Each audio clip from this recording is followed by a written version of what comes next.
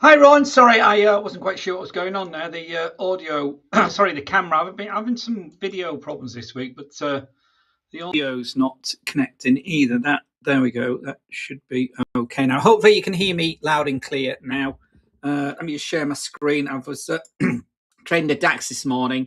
I had to go out. It's my grandson's 4th birthday tomorrow, so he came round this morning, and we've had him most of the morning. And his other nana that lives abroad, actually turned up, surprised him this morning as well. He's very, very surprised about that. So his head's about to explode. I think his birthday is tomorrow. So anyway, it's been a fantastic morning. So let's continue with that. There we go. We're looking the possible long there on the gold market. Let's just should we take that for the sake of non-farm payroll? I normally don't trade non-farm payroll, but let's just keep the risk small. It's 0.1.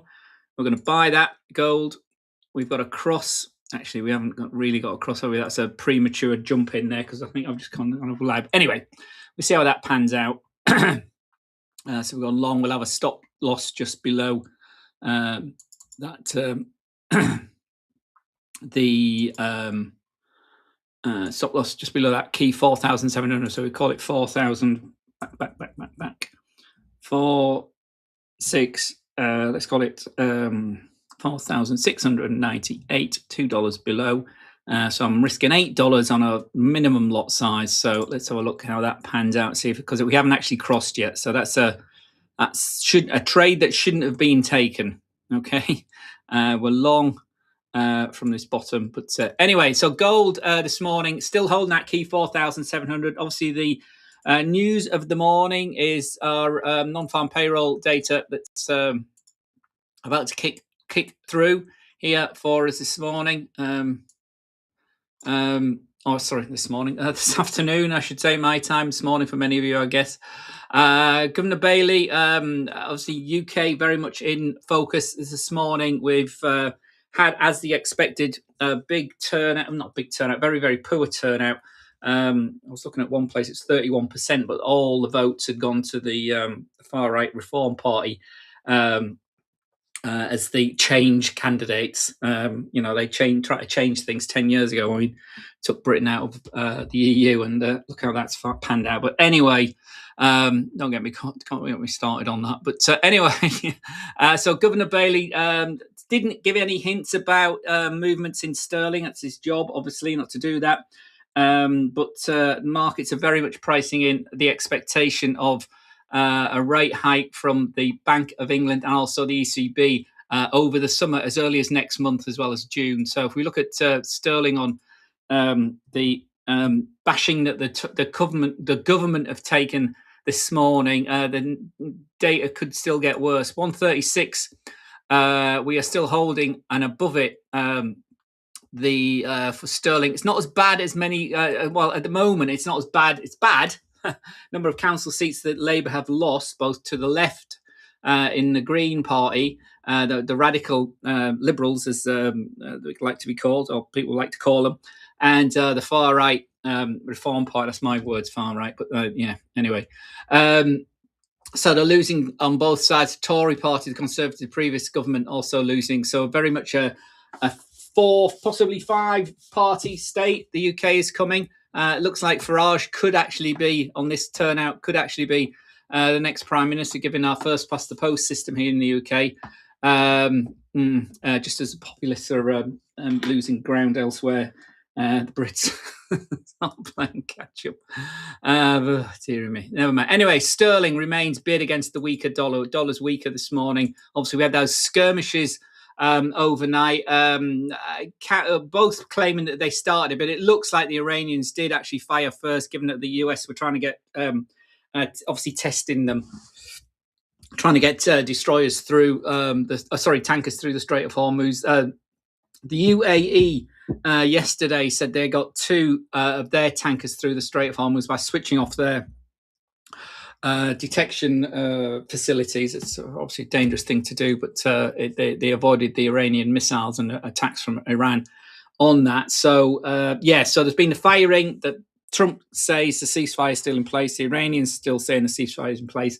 And there could be some sort of official response from the Iranians today, tomorrow, over the weekend, via Pakistan, obviously, about this 14.1-sheeter memorandum of understanding, which is basically a watered-down version of the thing, the JCOP, that Obama and his team smashed out with the Iranians in, again, 10 years ago in 2015. And it's a watered-down version of that, which Trump ripped up in a paddy in his first term. So, he's not the greatest politician, is old Mr. Trump. But anyway, he's, populist. He gets people on his side, and this hardcore. He can do anything, a bit like Farage here in the United Kingdom, unfortunately. But that's where we are. So sterling holding up. The dollar says weaker across the board. Euro pound yesterday, we were down, and we're at 86.44 here against the euro, right into the hourly 200 period. There's the brown line here, is that 100-hour moving average as well. So 86.40 euro pound. So pound, I think it's really to do with the fact that things aren't quite as bad as many were expecting, and the gilt market is sort of held up a wee bit today. But anyway, let's go back to the euro and the US markets. Obviously, it's non-farm payroll day. 65,000 was expected. Sorry, I'm just trying to find the euro dollar there. There we are, euro dollar on the 1 hour chart. So again, we've been supported by the 20 hour moving average. So we went into yesterday sideways in the Asian session last night, and rallied this morning quite nicely. Sort of a high, but it's lower than these highs here. So hourly traders, that was the high from the 6th, and we've been haven't been able to break that to the upside, have we? So just watch that later on today. Let's pull that down to the body of the candle. There we are. So it's a bit of a buffer zone we're running into. See what non-farm payroll gives us as we speak. So let's have a look at the data coming through. Our forex fact. This is just a video feed. So unemployment up in Canada. We've got a decline in employment. So dollar CAD will be some significant moves. Big beat for the headline. That's going to lift dollar CAD is the one that's going to absolutely rip. We've had a weak number for the Canadian dollar. We've had a positive number headline. This is for the US number. Earnings have slipped. They haven't moved up, basically. We're looking to move up, but they haven't, the US earnings. And unemployment has ticked up in Canada. So that good positive news we had yesterday. Remember the IVPMI. So this might be just an impact of the war potentially, but a big positive number out of the United States for non-farm payrolls, 115,000 compared to the 65,000 that was expected. The variance was very big as well. We're up to 135, so it's at the top end of the expectations from Wall Street, and we did have some negative readings as well potentially for today, but 115,000 is the first reading. So revisions, let's have a look at the revisions have been pumped up really high as well. Look at that, 180. Can you see that? Hope you can. 185,000. And that's the impact of the COVID era. So let me just pull that down. Let's pull that over. You can see nearly twice as good as expected. 115,000 last month, revised higher as well to 185,000 from first reading there at 41,000. Is that right? Is that 178,000? That's right. It was a big beat last month as well.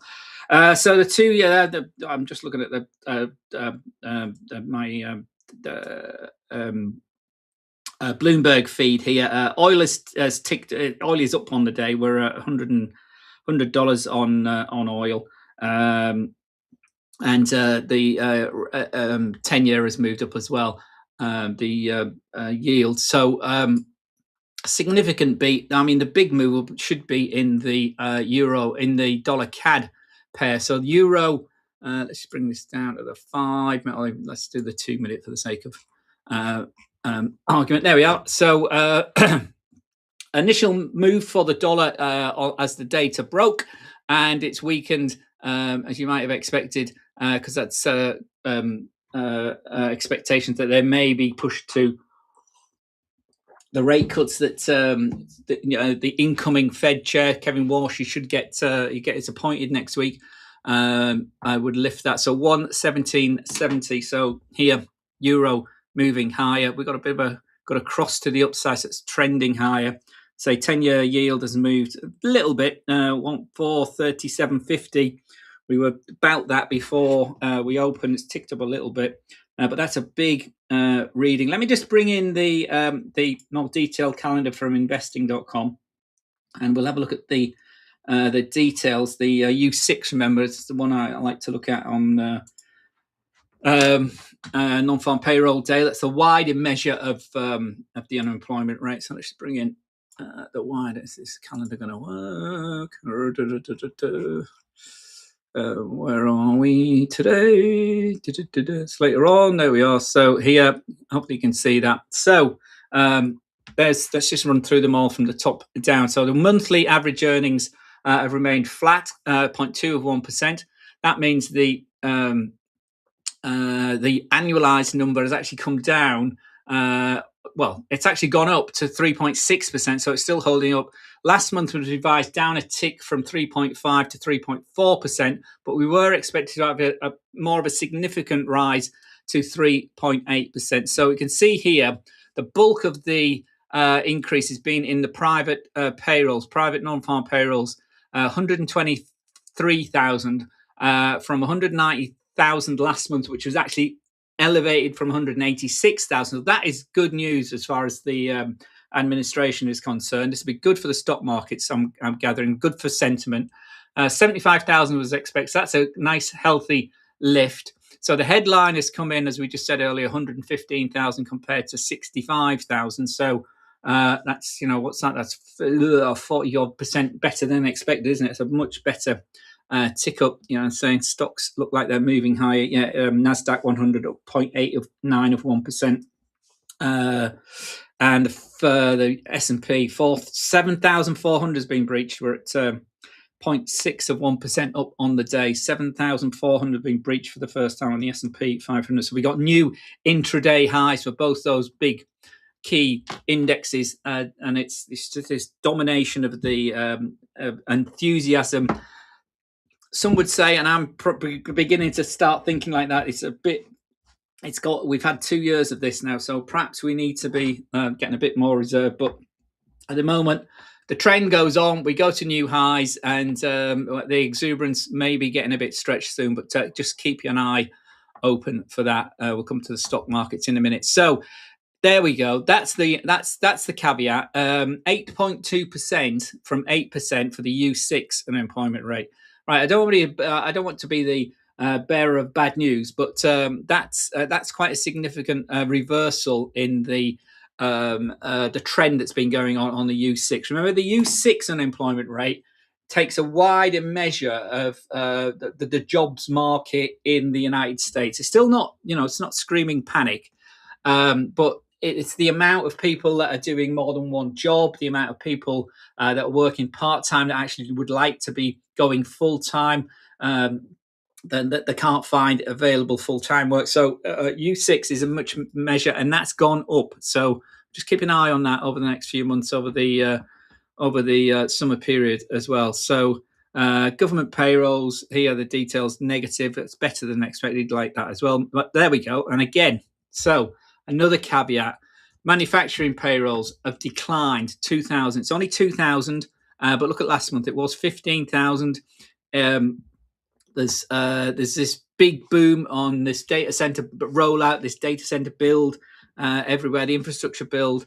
But average weekly hours has gone up. So that's positive, but that's quite negative. The U6 is quite negative. These are all sort of technical, geeky things, which a lot of the headlines don't grab, and a lot of the markets, a lot of traders don't drill down onto. But that's a potential area of concern. But remember, we had that strong services PMI number from the United States as well this week. So good news here. The caveat of big news, but overall, that's a very good and a much welcome relief for the economic data from the for the president, certainly, and grinning Kevin Hassler Bassett will be in front of the cameras later on. I'm no doubt the grinning assassin. Anyway, so yeah, big headline number. So let's have a look at what the markets are doing. Say the biggest hit will probably be the dollar CAD potentially, but certainly stock markets will have moved to the upside. So what's this? This is our gold trade, isn't it? So we've hit target. Let's just get. So we jumped in here. So we've hit target one, gone through a key level, the 20, the 200, 200 and the 100-day moving average there on the 5-minute time frame. Sorry, I'm gabbling away, aren't I? 5-minute time frame. I think it's because I had some birthday cake with my grandson this morning. I think I've had a bit too much sugar and a bit too many sprinkles. He was emptying them out so he was making cupcakes with his grandma, and he was emptying the sprinkles out. Great big things, are huge things, and he was using the whole jar. And it was very cute, but far too many sprinkles on his cupcakes, and I've probably had one too many. But anyway, so up we go. Yeah, don't trade with too much sugar, my friends. Anyway, up we go. We're into the overbought area, and I'm going to close. I'm going to take my profit on that. Thanks very much. I mean, it could keep going. We've only got 0.1 of a slice. I can't partially close it, which I would have normally done. But so we're going to take that, take my $20, confirm, or whatever moves we've taken on there. So there's the DAX trades we took earlier as well this morning. We took 81 points altogether on the DAX, a 2-lot position and a 1-lot position. So overall, it was 81 points we took out the DAX this morning, and we've just taken what we taken out on the gold market. We got in at what did we buy it? So we got in at 706. We got out at 726. So of course we did. We took $20. Oh, excuse me. Too many cupcakes, I think, this morning. Yeah. So 20 points on $20 on the gold market. So it's a good Friday so far today. So let's not spoil it. So we continue to move up, but we're out of that. Gold moving up. Let's go back to the energies.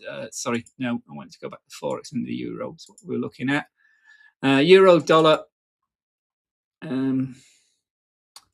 That continues to bid. So the dollar, expectation will be rising now for potential rate cuts. Obviously, many were saying it's not going to happen, but that we would have pivoted back to the expectation of a rate cut. I'll bring the CME up in a minute. We haven't looked at that for a while, have we? But let's have a look at dollar CAD, see how that reacted, because if the dollar's weakened USD, the CAD could have gone the other way as well. So there we are. So it is that negative reading for the Canadian data. Let me just remind you what that was. It was a contraction in. Actually, let's bring in the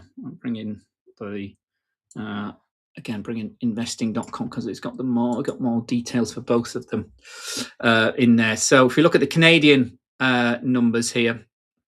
So the unemployment rate has ticked up quite significantly, 2 ticks from point. It was expected to not move at all, but that's quite a significant rise. But obviously the headline has grabbed it. That's hit the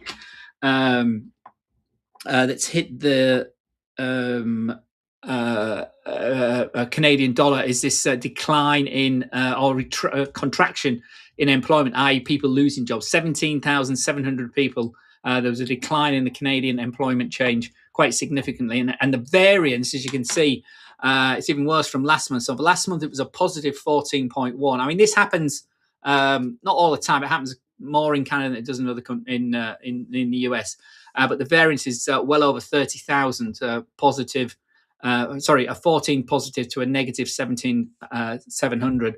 And it's worse than from last month, but it was expected to decline a little bit, but only by 1,000 or so to 12,900. But that is an absolute decline, so it's negative. So it's a job people losing jobs in Canada.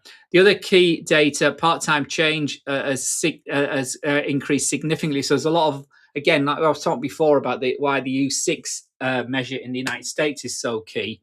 That one just above it there at 8.2%. That's what it captures the part-time levels, and that's gone up significantly. That's twice as much as it was last month. So there's been a certain contraction. Full-time employment change 46,000 from just over 1,100 last month, and rates for permanent employees going down 4.8% from 5.1% last month.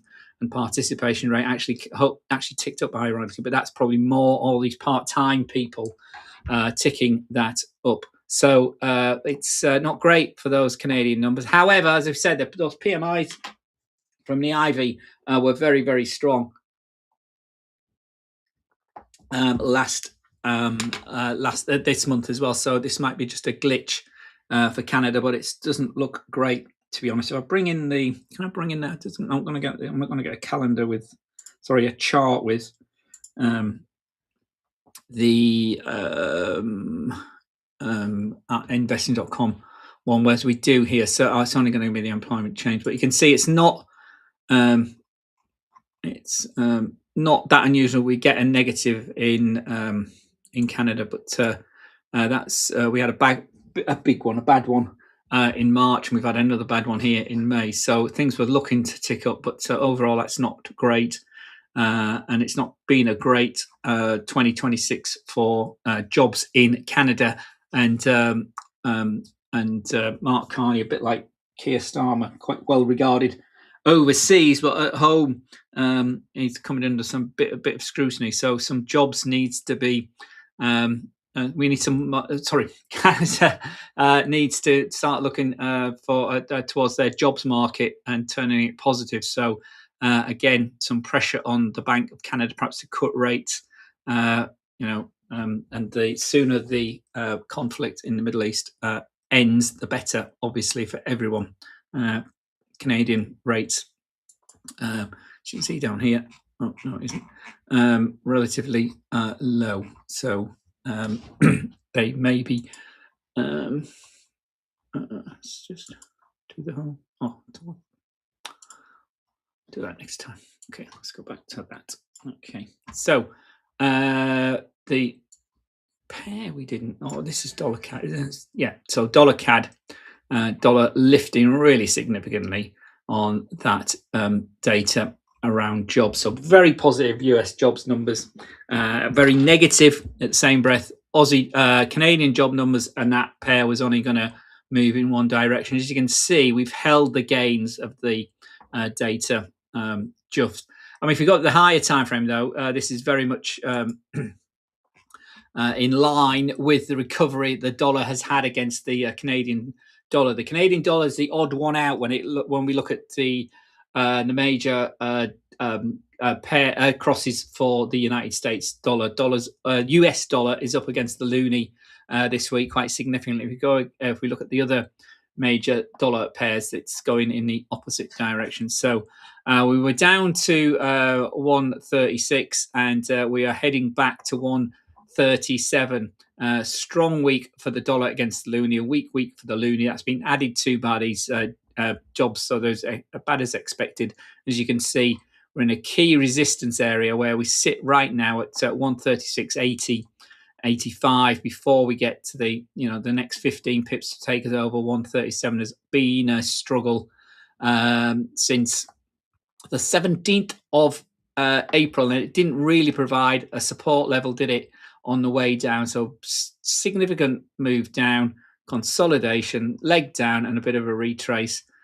So dollar coming back from the lows against the Canadian loonie, but it's been a strong week for dollar against the weaker loonie.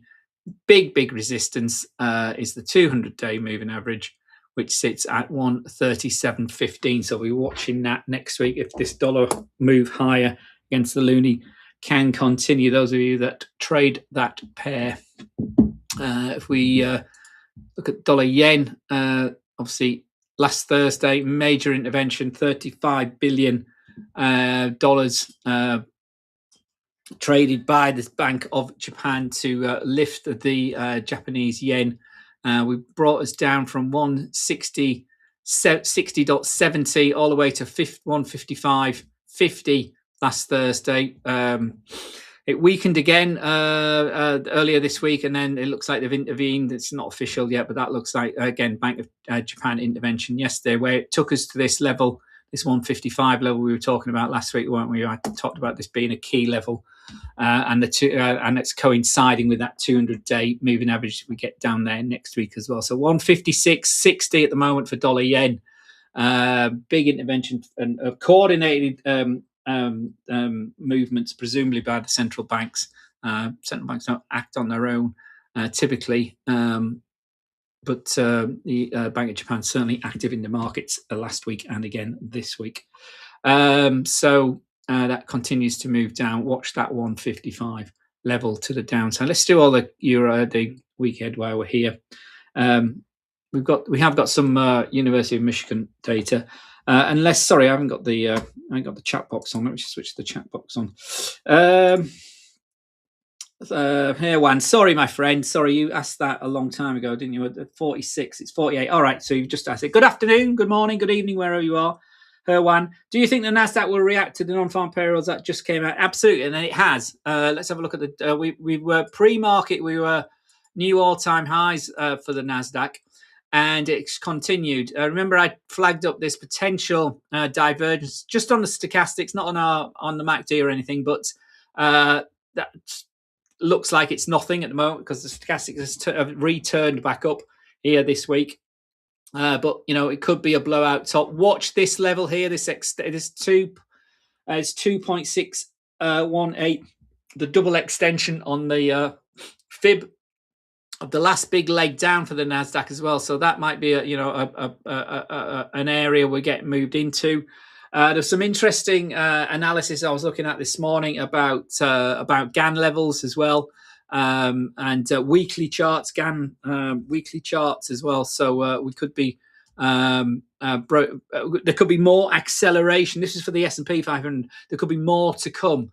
And as I say, traditionally May is quite a weak month, I think, for stock markets. However, that's been blown out of the water over the last few years. So those of you that are new to trading won't have realised the sell in May idea. Come back in after Labor Day at the beginning of September, but that hasn't happened over the last few years. But so we continue to tracking high, and as I pointed this out last week, we've had a strong week, and there we are, all-time high. So don't bet against a moving market, Harwan. So again, I don't know how you're trading this, but the daily is moving. The next resistance, I say, is that fib extension at 29,323. Just literally looking at that there, just on this last Fibonacci I've put on there as an extension level. Both these extension levels from this leg and this leg have been taken out there at 26,900, 27,000. Remember we talked about that, and the 28,100 has been taken out this week as well. So we got the double extension, the 216s. So that takes to 29,300 and 31,375 up to the upside. Obviously, the caveat or the flip side of that continuing to trek, continues to push higher, is the earnings season is wrapping up now. It's got some stragglers next week. Following week, we have Nvidia, the biggest company of them all now, but they've all done very well. The earnings have been really hot, and some of the moves have been, eye-watering. We had a 30% move down. Yes, as an example, in Shake Shack went down 30%. A company called Datadog went up 30% yesterday. ARM Holdings, one of my personal long-term holders, they were up 13% on was it yesterday, Thursday? After their earnings, Intel were up 13% on Tuesday. This is monster moves. You never used to get these sort of moves around earnings time, but lots and lots of availability and lots of opportunity going on. And the fear of missing out as well is not getting towards that fever pitch. So just be careful, because stock markets, we go up slowly, like up the escalator, but when they roll over, they go down like an elevator. An escalator going up. Yeah, elevator going down. So a moving stair up slowly, nice angle, 45 degrees, moving up slowly, but they fall off a cliff when they go down. The interesting thing about this recovery from the April low, obviously it's been war driven, but it's been quite steep as well. It's been quite the angle of the rise, depending on how you set your charts up, your screens up, but the angle of the rise is still very steep, and that's what's causing some concerns. You see, we've had this cooling here, pricing still going up. So if we just flip this to if we put a MACD on here, we're using the MACD setup. This is a trending strategy. You can, if you've got the daily on this, I've been saying this all week since we had it. You can see we're still price moving up, but the MACD and the signal line are still converging up. Obviously the histogram has rolled over and cooled down, but we've gone flat, but we are, we're still moving high. And you see here with the parabolic SAR, it's just, it's trailed your stop loss up on this one. And this one went long. Our first trigger was there on the 3rd of April. In fact, that would have gone long there, wouldn't it? Because it would have been filled there on the 6th of April, on the Monday, as we went back over the 24,000 level. So we've gone from 24,000, an unbroken run, to 28,800. So 4,800 points on the S&P 500 in little over a month. That's a monster movement. So R1, be careful trying to catch the top on this. It is moving higher. So yes, was the answer, and yes, it's gone high, as you can see in the we look at the 2-minute chart as well.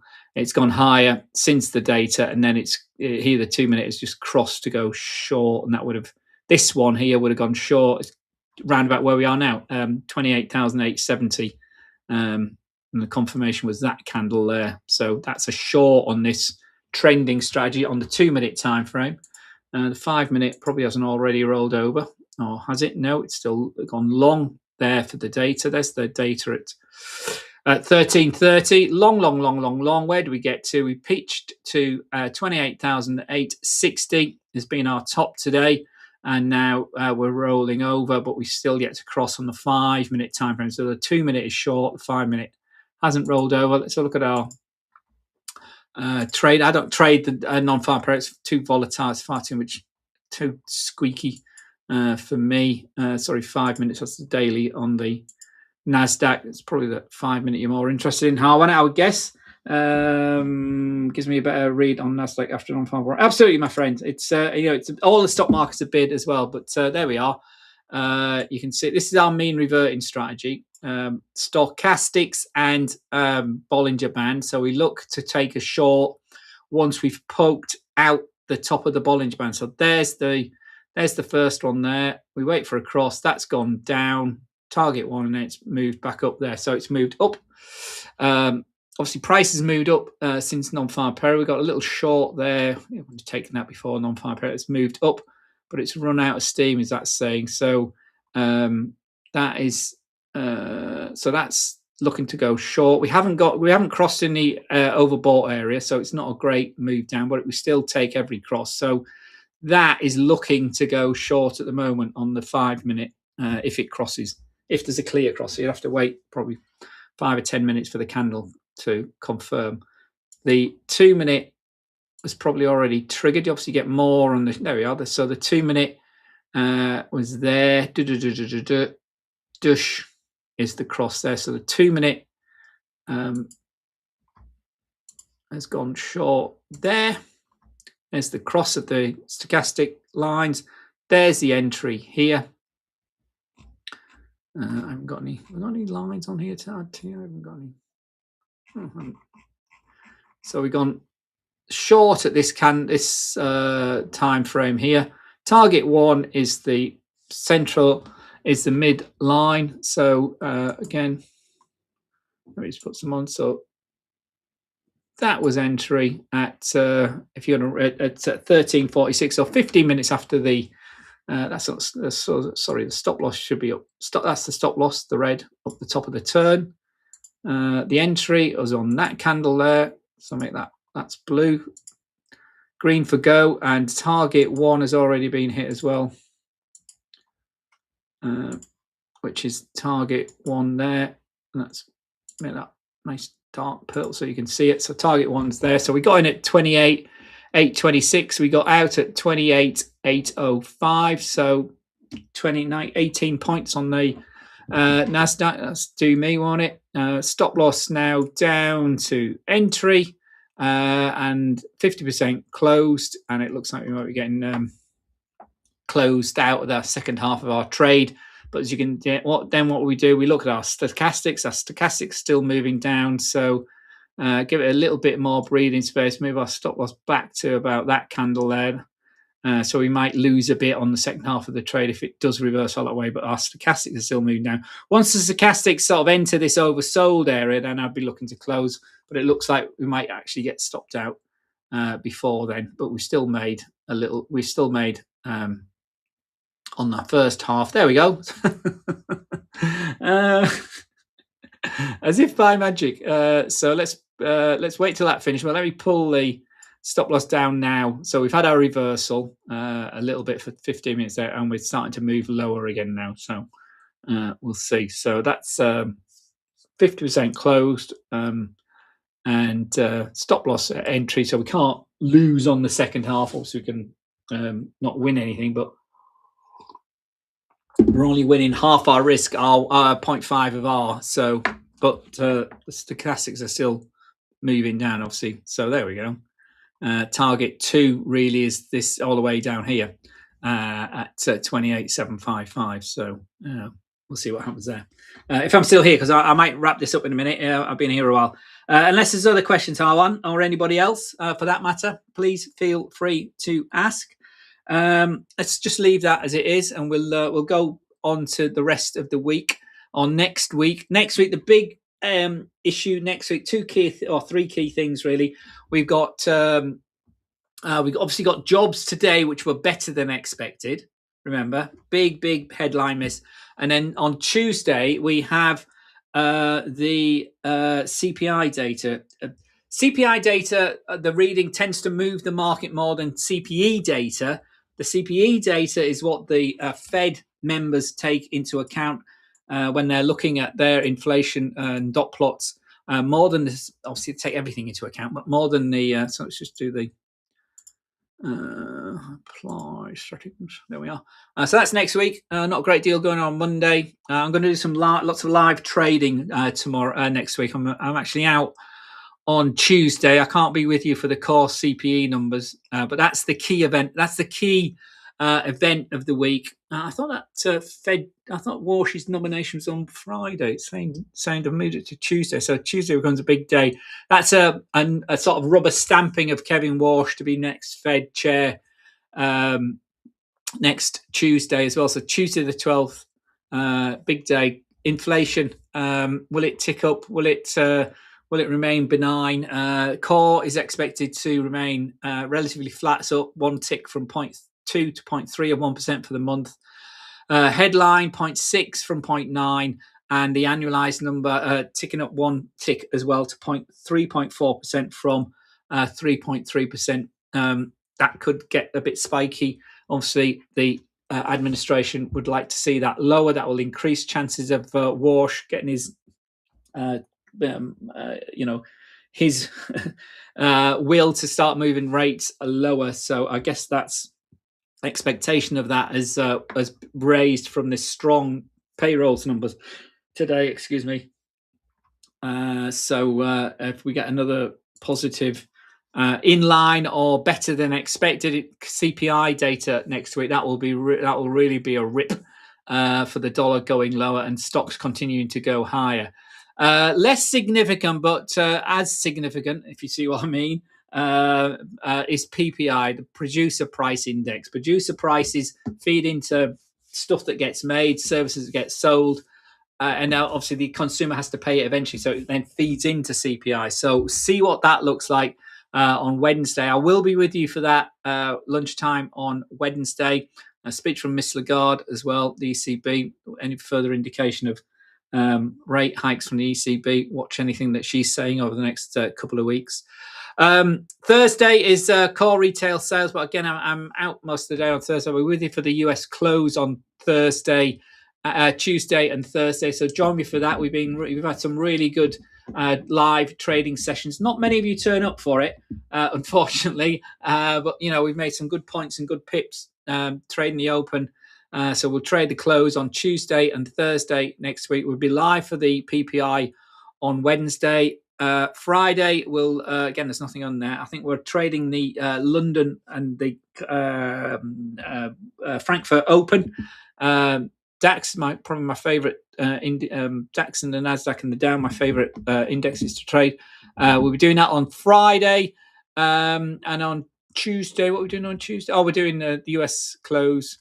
PPI on Wednesday, US close on Thursday, US London Open on Friday. I think we're doing London Open on Monday as well, because it's one of those weeks next week. So second full trading week of May. I'm going to wrap this up, guys. If there's no more questions, we'll just have a look at where we are going next week for the market. So let's go back to our come back to the indexes in a minute. They're all big, basically. So crypto, let's just go through them in order. So 82,500 was the high for the week for Billy Bitcoin. If we just go to the daily time frame, you can see we're still nicely bid. A bit of a rollover. Oh, I'd love to see us holding 80,000 today. We're at 79,980 at the moment. It's been a very good week. As we were talking about before, big support on the 20-day. Our trend line we had in was breached and then moved back. We've moved it down now, but you can see it's there. It is providing nice support, and in correlation with the 20-day moving average, or the 21 EMA. That's the 20-day moving average, because it's the midline of the Bollinger Band. Poking out of the Bollinger Band, so some suggestions of a short on this mean reverting strategy, a clean break possibly today.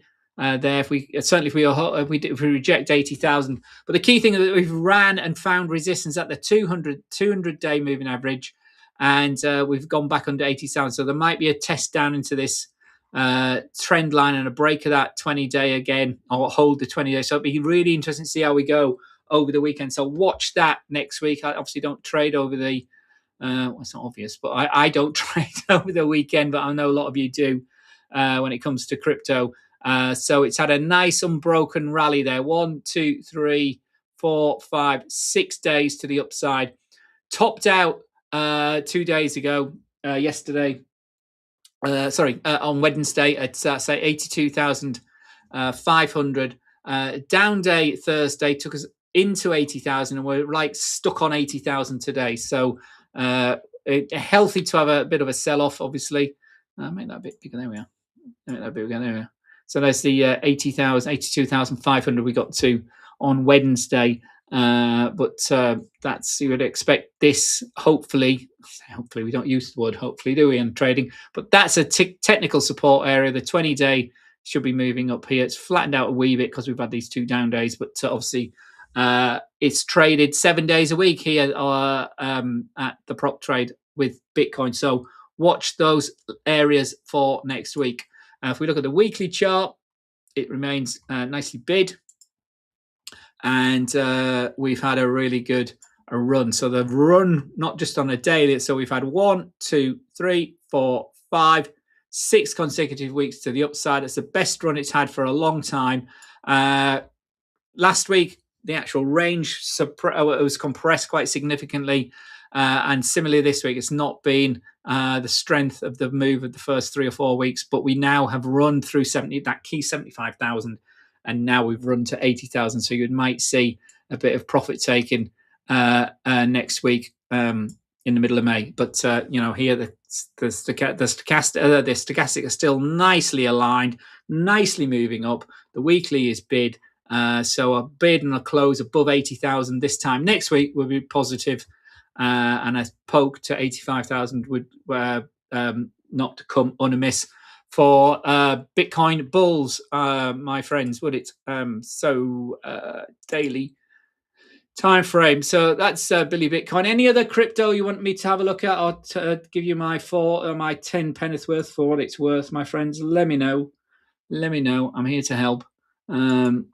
Obviously, the oil market has come down, but we are still bid $104 here on our derivatives market for Brent. The futures is around about 100, but we're still over $100 is the story. Yes, we come down this week. Yes, they're talking about a potential memorandum of understanding. It's very watered down from what Trump really wanted when he went in there. The Israelis, the regime's still in place. The hardline supreme leader, which we haven't seen, obviously is significantly injured, or perhaps we don't want to risk him being taken out as well.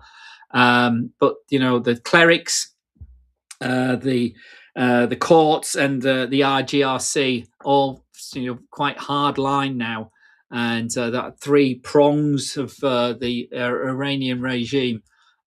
Sort of quite smug with themselves, I would guess. They are still in control of the Strait of Hormuz, despite all the American hardware that's there and threatened to be there. And they are still, Trump did that thing, didn't he, with the card saying he holds all the cards, but I don't know. Yes, despicable regime. But do you try and roll them over by bombing them out of existence, bombing them back to the Stone Age? Didn't work. I mean, it was buoyed on the success of the kidnap of Maduro in Venezuela, but this is definitely not going to plan. Around what to say. 12 weeks tomorrow. 11 weeks completed. We're into our 12th week tomorrow of the conflict. And they had a skirmish, as he called it. Missiles were exchanged. Fast cruiser boats were shot, sunk by the Americans. But the missiles are still, ballistic missiles are still prone at the Gulf states. So anyway, obviously the $100 level is the key level next week for Brent. We could come down really significantly if there is this memorandum of understanding signed. Is it all market dependent? Is he going to announce it over the weekend? Is he going to announce it before Monday's open? There's all sorts of dodgy deals that surely has gone on. The volumes, the timing, it just absolutely stinks to high heaven. But anyway, Brent 104, WTI $95, still holding up over $90, but under the key $100 as far as WTI is concerned. And the US benefiting from their exports of liquid natural gas from actual crude and petroleum distillates as well. So it's all going into the coffers of the United States. Forex, as I said, dollar remains under the cosh. Set that dollar CAD pair. So let's just run through these quickly as well. Dollar Swiss down again for this week. Dollar yen, obviously, very much in play with the Bank of Japan intervening. If you look at the weekly chart for dollar yen, it's quite remarkable.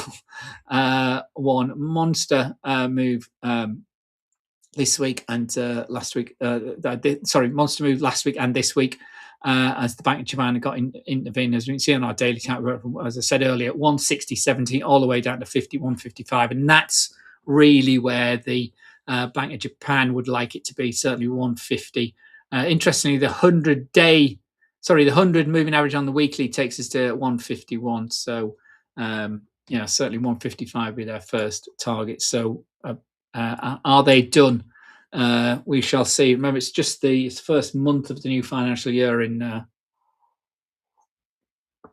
Japan as well, but very keen to get involved. Euro 117.60, another strong up week. Big support, as we said last week, at 16.80. That was tested again this week, and we're back over 117. 118 is our next upside target for next week. We haven't been able to break it though since the war started back here. So that's where we were pre-war, 118. We've been back to it, haven't closed above it, down 120 points to 116.80, and then back up again to the top of the channel at the moment. We trade at 117.70, so that's an upside for the euro. If you look at the euro on the weekly chart, when you analyze this at the end over the weekend, it's bid from that breach of 115 we saw in March, so it remains bid, but it's capped, as you can see there clearly, at 118. 118 remains key. Aussie, really good performer against the dollar. There's the weekly for the Aussie. 1, 2, 3, 4, 5, 6 consecutive week. We were over .72. And if we zoom this in, like we've been doing all week, you know, it takes us all the way back to June 2022, the last time the Aussie was all the way up here at .72. So try and run with that trend. Be careful trying to catch the top of this. The daily trend remains angling to the upside. It's been a really good run through April and into the beginning of May for the Aussie against the United States dollar. Sterling 136 is where we pivot at the moment, a bit like the euro, bid to the upside. The political shenanigans as all the results of the local elections come in here in the UK. Let me just update my updates. There we are. So the Reform Party have gained 560 councillors. The Liberals have gained 29. That's all. The Conservatives have lost 250, and Labour, the government, have lost 308. They had the most to lose. 36 of 136 councillors have declared. The Greens are up by 58 seats, and the Independents are up by 1. So, the Welsh and the Scottish elections still needs to come in. It looks like the Scottish Nationals are actually hanging on to Scotland. But anyway, it's local elections, and it's local to Britain. Obviously, a lot of you are interested, but certainly watch sterling. 136, big resistance. 1, 2, 3, 4, 5, 6, 7 days, banging into 136. A break of that, and there's a lot of fresh air at 138. Resistance holds. Look at the weekly chart again.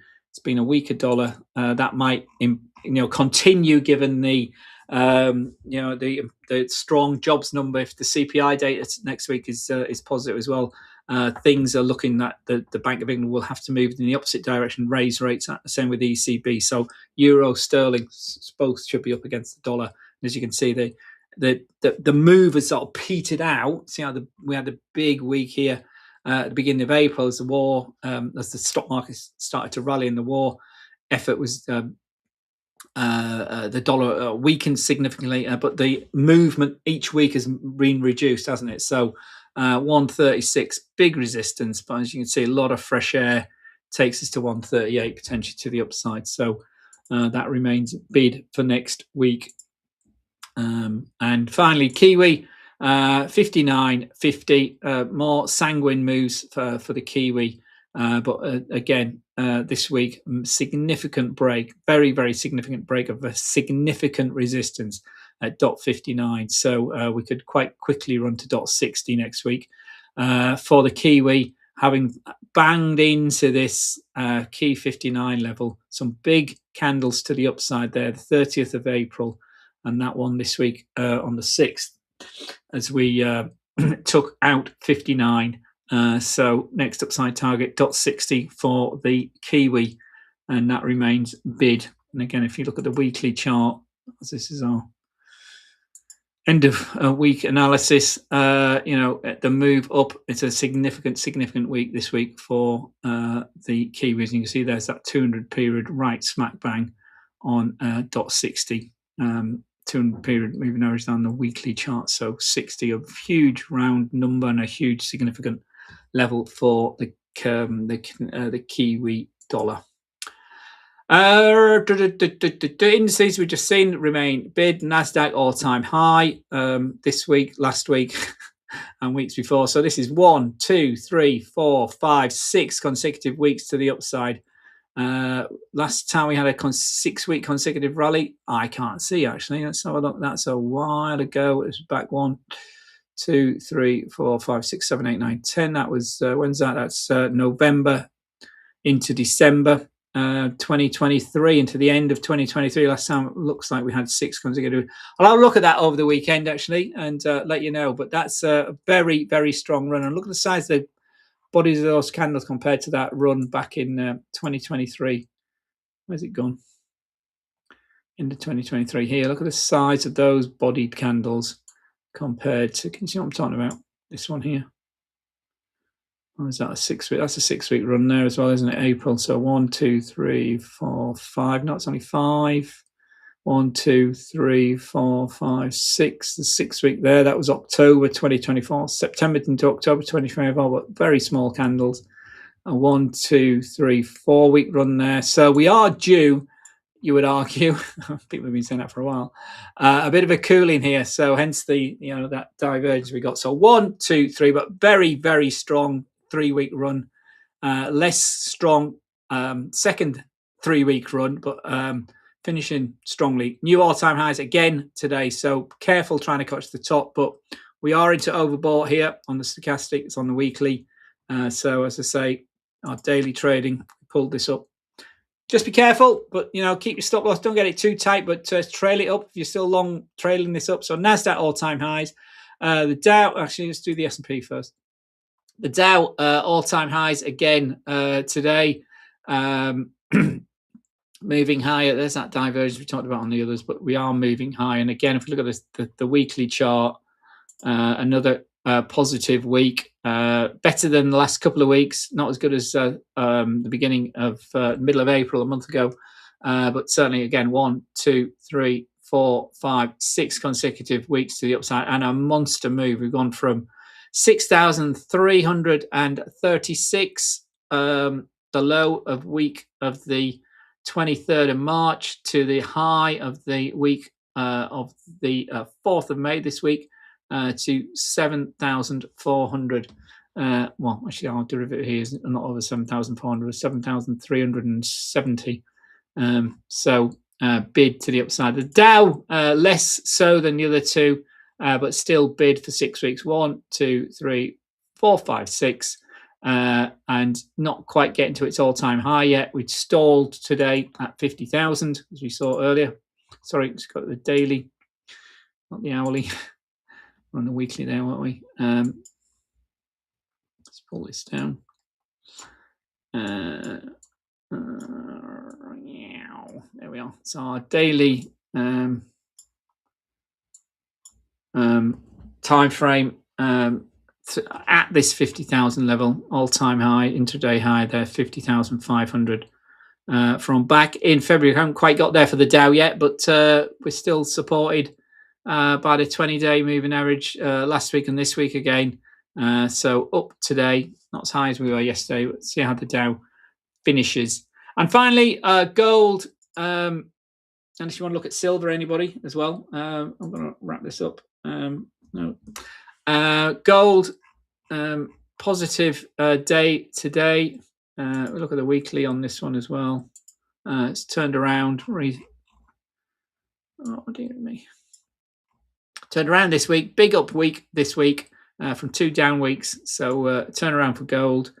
And up from 4,000. Big move this week from 4,500 support earlier in the week. On Monday, looked like we were gonna. This was moving down again, but Wednesday was a big turnaround, big breach, and a big move higher. Took us back through 6,000, and we're now through 4,000. 600, 4,600. We're now back through 4,700. It looks like we might be closing the week above that as well. We're at 4,025, 4,725 at the moment. And do we have any? No, we closed our trade, didn't we? Yeah. So up we go. So there we go. Let's see what happened. We closed it out, didn't we? There we are. We got our cross here, didn't we? We went long, and then we took it out here. So it went against us. Now it's gone high and it's gone back against us, but we haven't touched the outside of the Bollinger Band yet, so we haven't crossed to go short. There isn't a short position on that one, but we did catch that. Lucky enough to catch the floor, and off we went to the upside. So there we go. Take care, everyone. Join me on Monday for some live trading. As you can see, our recent live positions have been rather positive. I did have a negative one earlier, didn't we? $3 one from yesterday, but positive trading today. The 2 DAX trades and the gold trade. So 3 out of 3 winners. One before this morning and one right after non-farm payroll. Don't forget non-farm payroll. We make money elsewhere. So have a great weekend, everyone. Stay safe, be kind, and hug those that are close to you. Keep them close. Life's too short to be angry and upset for any length of time. So be good. Be kind, and may the pips be with you, my friends. All the very best. Take care. See you next week, everyone. Thanks, Herwan. I will see you next week as well, my friend. Thanks for being here. See you soon. All the best, everyone. Bye-bye.